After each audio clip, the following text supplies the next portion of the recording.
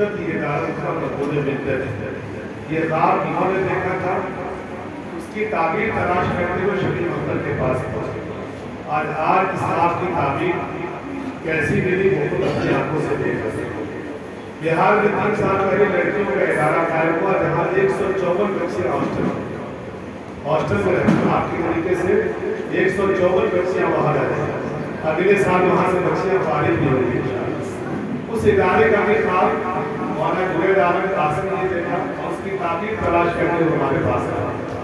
اللہ تعالیٰ دونوں ادارے کی خدمتوں کو قبول فرمائے اور اس کا بہترین بدلہ مولانا جنید احمد قاسم کا عطا۔ جب تک کسی ادارے کے عملہ مخلص نہیں ہوتا ادارہ کامیاب نہیں ہوتا۔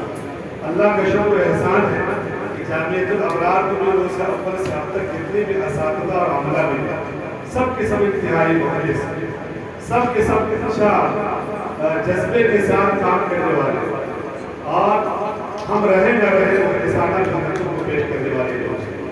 وہی حال جماعت اسلامی کا بھی ہے کہ وہاں بھی جو معلمات ہیں، جو معلمین ہیں، ماشاءاللہ سب مخلصین ہیں، سبوں کی کوششوں سے دونوں ادارے ترقی کے راہ پر گامزن۔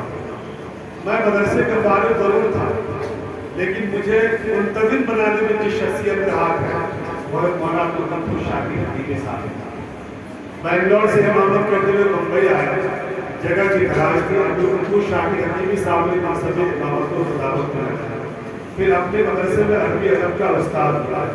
مولانا نوشاد صاحب نے اسٹیج کیا، نعتیہ نلاز بنایا اور آج خطیب کے حیثیت سے بھی معروف ہوا۔ مولانا عبدالغفور شاکر حکیمی صاحب کی موجودگی اور ان سے کچھ نہ سنا جائے یہ مزمستہ ہوں گی شاید کہ جلسے کی کامیابی کے ساتھ ساتھ اس میں کہیں نہ کہیں کچھ کمی رہ جائے۔ میں مولانا عبدالغفور شاکر حکیمی صاحب سے گزارش کروں گا کہ آپ بھی چند لفظوں میں اپنے